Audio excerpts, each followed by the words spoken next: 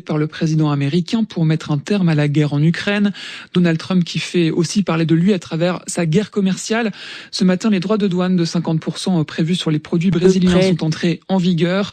Le président américain reproche à la justice brésilienne de poursuivre l'ex-président du pays, Jair Bolsonaro, accusé d'une tentative de coup d'État après sa défaite lors de l'élection présidentielle de 2022. En parallèle, la politique américaine est aussi en guerre contre l'immigration illégale. L'administration Trump met en place une caution allant jusqu'à 15 000 $. Elle sera bientôt exigée de la part des ressortissants de certains pays lorsqu'ils demanderont un visa pour les États-Unis. Une nouvelle condition qui s'inscrit dans le cadre d'un projet pilote de 12 mois qui entrera en vigueur dans une quinzaine de jours. La liste des pays concernés ne sera publiée que lorsque le programme prendra effet. Mais un grand nombre de pays africains pourraient être concernés, Lisa Fabian. Les pays dont les ressortissants ont des taux élevés de dépassement de la durée de séjour autorisée ou ceux dont les informations de contrôle et de vérification seront jugées insuffisantes sont directement visés par la notice du département d'État américain. En Afrique, des pays comme l'Angola, le Libéria, la Mauritanie, la Sierra Leone, le Nigeria, le Cap-Vert ou encore le Burkina Faso pourraient être concernés puisqu'ils affichaient des taux de dépassement de visa de plus de 10% en 2023.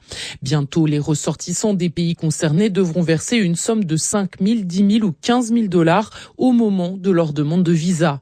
Cette somme leur sera rendue si la demande de visa est refusée ou bien lors de leur retour dans leur pays d'origine, à condition qu'ils aient respecté les délais autorisés et les conditions du statut de non-immigrant.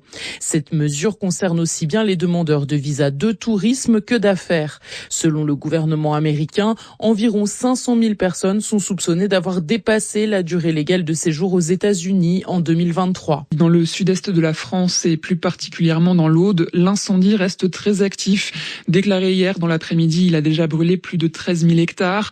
Sur place, un peu moins de 2000 sapeurs-pompiers avec 500 véhicules luttent contre les flammes. Il y aurait déjà un mort, 9 blessés, dont un en urgence absolue et un disparu. Constantin Jalot, bonjour. Bonjour. C'est donc une progression fulgurante du feu. Oui, les vols des Canadair ont repris dès 7 heures ce matin. Au total, 21 avions et hélicoptères se relayent sans cesse au-dessus de l'incendie dans l'Aude qui progresse encore. En moins d'un jour, le feu a dépassé le seuil des 10 000 hectares brûlés, seuil à partir duquel on considère un incendie comme exceptionnel, l'équivalent d'un méga feu aux États-Unis. Pour se rendre compte, 10 000 hectares, c'est la surface d'une ville comme Paris. Dans l'Aude, donc, les flammes ont traversé 15 communes à une vitesse très rapide, près de 5 km/h, car toutes les conditions sont réunies pour une progression rapide du feu. L'Aude est un département très venteux, le vent attise les flammes. La végétation locale est aussi un combustible très efficace, avec de la broussaille, des arbustes, des arbres résineux comme les pins. Enfin, le relief en pente permet au feu de monter plus vite sur les bords de cette région vallonnée. Face aux flammes, de nombreuses personnes ont été évacuées et 2500 foyers sont encore privés d'électricité. Et à noter que le ministre de l'Intérieur Bruno Retailleau est attendu cet après-midi dans l'Aude avec le Premier ministre François Bayrou. En Inde, l'armée recherche une centaine de personnes portées disparues après une crue meurtrière qui a touché une localité de l'Himalaya, la vallée de la localité de Darali. Pour l'heure, le bilan humain est de 4 morts mais pourrait largement s'aggraver.